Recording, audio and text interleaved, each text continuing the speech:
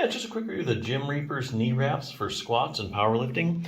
So basically, these are just things you wrap around your knee to give it some little extra support. So that way, if you're doing a lot of heavy lifting, it kind of has that extra support for the joints. Blow out your ACL or anything, injure various tissues. So really simple to use too. Basically, you just start at the bottom and you overlap each layer and you work your way up to the top. And they are 72 inches long, so you got really a lot to work with.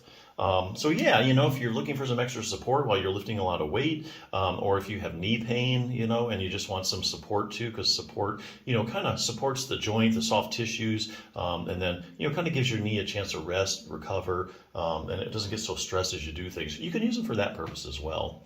Now, if you're having a lot of knee pain and stuff, there's a few other things you can do besides support. I'm getting this from this book, Bulletproof Your Knee. If you have any kind of a knee issue, you got to make sure that you strengthen your quads.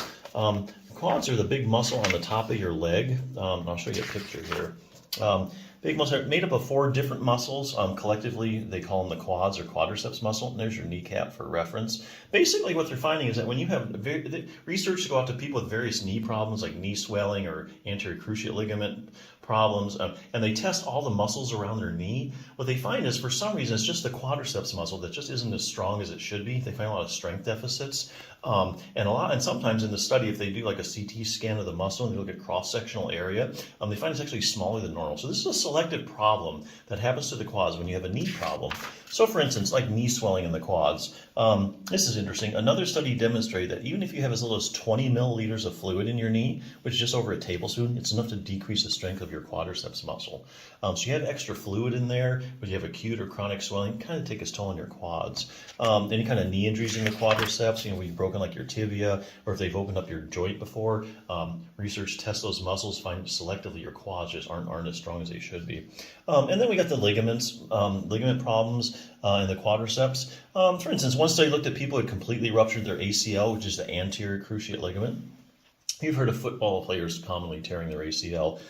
Researchers found the strength of their quadriceps muscle in the injured leg was decreased by 25 to 30%. So here again, if you're doing like squats, or you're doing the leg press or the leg extension, and you're doing both legs at the same time, you really need to be doing like the leg extension at one leg at a time, to make sure that you don't have these kind of strength deficits in one leg and not the other, because one leg can compensate for the other. So while those exercises do get your muscles, your quads strong for sure, one leg can, the stronger leg can take over for the weaker leg. So that's why it's good to do at least like the leg extension, one leg at a time. Posterior cruciate ligament, they find the same thing. Medial collateral ligament. This is an interesting one. Oh, well, here's knee pain in the quadriceps. People that have like chronic knee pain, they find, just their quads really not as strong as they should be. Here's a good one, knee arthritis in the quadriceps. So if you Google like knee arthritis and quadriceps, it's pretty much it's very consistent in the literature that if you have knee arthritis, you probably have some kind of quad deficits. And likewise, there are randomized controlled trials out there showing that if you take a group of people with knee arthritis and you strengthen just their quadriceps muscle, that their knee pain starts to go away. And even more interestingly, they find that the people with knee arthritis that have the stronger quads have the least progression of their knee arthritis. So it really kind of interrupts that whole pathological process, keep your knee arthritis from getting worse. Patellofemoral pain syndrome. The list goes on and on. So any kind of knee trouble, make sure you have strong quads. Fine-tune control over your knee. Here they're talking about the hip muscles. Sometimes you have knee problems, your knee hurts, but there's really nothing at all wrong with your knee. The problem is actually up at the hip that's causing the knee pain. Classic case is iliotibial band syndrome. Take a group of people with iliotibial band syndrome and you muscle test all the muscles around the hip. You find they have unusually weak hip abductors. The hip abductors keep your pelvis level as you're taking a step. Also brings your leg out to the side. And here again, just like with knee arthritis, take a group of people with iliotibial band syndrome, you strengthen their hip abductors, iliotibial band syndrome starts to go away. So pretty much solves that. Optimize knee flexibility. We all know your knee needs to be able to bend and straighten. You need to keep it flexible. What a lot of people don't know is that your knee actually rotates. So about the last 10 to 15 degrees of you straightening your leg out, your knee actually rotates laterally out to the side.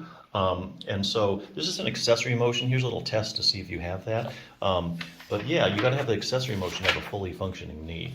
So it's not just bending and straightening. There's a little rotational component there.